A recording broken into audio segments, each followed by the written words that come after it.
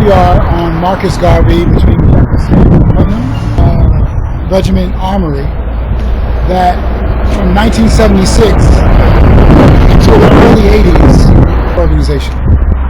And the East organization had several things running in this location. They had a school for kids by Italo, Machawi, and his sisters and brothers.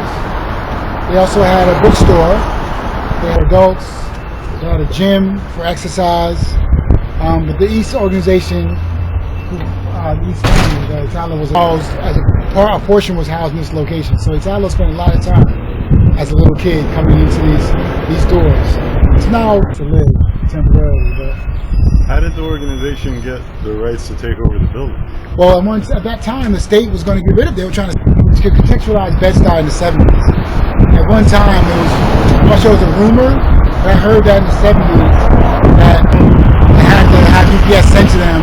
They had to go to the UPS depot way out somewhere to pick up their mail, pick up their package. In the 70s and the early 80s was not an easy place.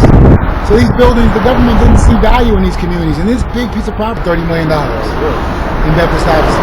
Back then, they were giving it away.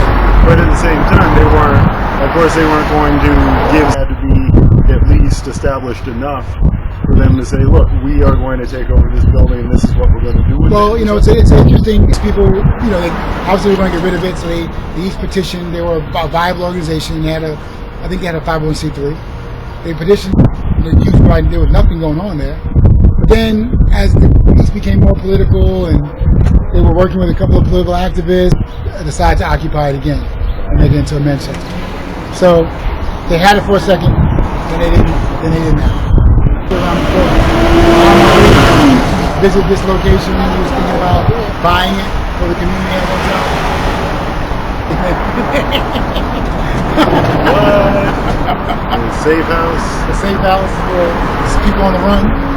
But yeah, amazing piece of Bed-Stuy history.